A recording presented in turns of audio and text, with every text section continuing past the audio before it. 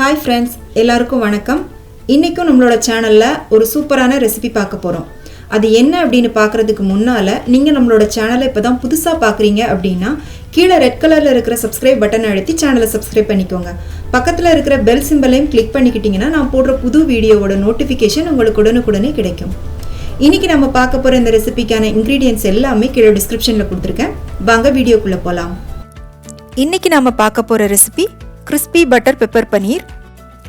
இந்த ரெசிபி கொஞ்சம் மைல்டான காரத்தோட நல்லா கிரன்ச்சியா கிட்ஸ்க்கெல்லாம் பிடிச்ச மாதிரி டேஸ்ட்ல இருக்கும்.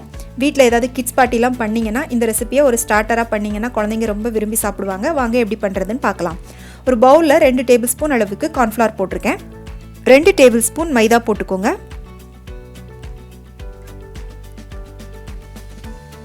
ஒரு அரை டீஸ்பூன் மட்டும் மிளகாய் தூள் போட்டுக்கோங்க.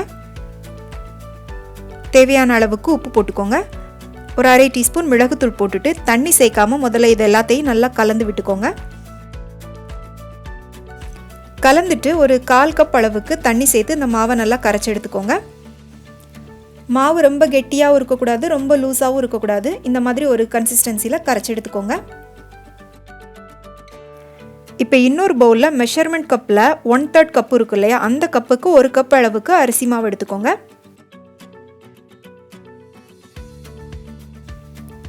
ஒரு டீஸ்பூன் அளவுக்கு மிளகுத்தூள் போட்டுக்கோங்க. ஒரு அரை டீஸ்பூன் அளவுக்கு சில்லி ஃப்ளேக்ஸ் போட்டுக்கோங்க.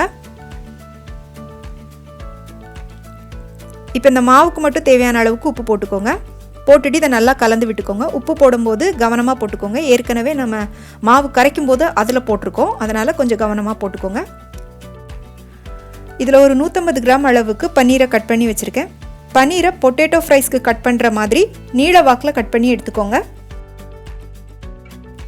இப்போ நம்ம கட் பண்ணி வச்ச பன்னீர் துண்டுகளை நம்ம ஏற்கனவே கரைச்சி வச்ச மைதா கார்ன்ஃப்ளவர் மாவில் போட்டு நல்லா முக்கி எடுத்துக்கோங்க. பன்னீர் துண்டுகள் மேலே மாவு நல்லா கோட்டாகிற மாதிரி முக்கி எடுத்துக்கோங்க. இப்போ இந்த பன்னீர் துண்டை திரும்பவும் நம்ம எடுத்து வச்சிருக்கிற அரிசி மாவில் போட்டு லைட்டாக பரட்டி எடுத்துக்கோங்க. அரிசி மாவை ரொம்ப கோட் பண்ண வேண்டாம், லைட்டாக கோட்டாக இருந்தால் போதும். ரொம்ப அரிசி மாவு இருந்துச்சு அப்படின்னா ரொம்ப ஹார்டாயிரும், கிறிஸ்பியாக இருக்காது. இப்போ எல்லா பன்னீரையும் ரெடி பண்ணி எடுத்துட்டு இதை ஒரு 10 நிமிஷம் மட்டும் ஃப்ரிட்ஜில் வச்சு எடுத்துக்கோங்க. நான் ஏற்கனவே ஃப்ரிட்ஜில் வச்சு எடுத்திருக்கேன். இப்போ இதை நல்லா சூடான எண்ணெயில் போட்டு ஃப்ரை பண்ணி எடுத்துக்கலாம்.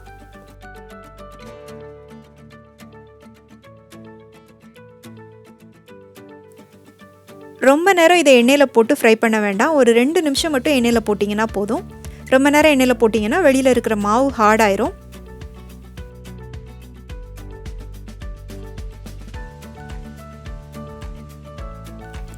இப்போ பன்னீர் நல்லா ஃப்ரை ஆயிடுச்சு. இதை எண்ணெயிலேருந்து வெளியில் எடுத்துடலாம். இது எவ்வளோ தூரத்துக்கு கிறிஸ்பியாக இருக்குது அப்படின்னு இதோட சவுண்டை கேட்டிங்கன்னா தெரியும். இப்போ இதே மாதிரி எல்லா பன்னீரையும் ஃப்ரை பண்ணி எடுத்து வச்சுக்கோங்க. இப்போ ஒரு கடாயில் 1 டேபிள் ஸ்பூன் அளவுக்கு பட்டர் போட்டுக்கோங்க. பட்டர் நல்லா உருகி வந்ததுக்கு அப்புறமா ஒரு பெரிய வெங்காயத்தை இந்த மாதிரி கொஞ்சம் பெரிய ஸ்லைஸாக இருக்கிற மாதிரி கட் பண்ணி போட்டு வதக்கிக்கோங்க.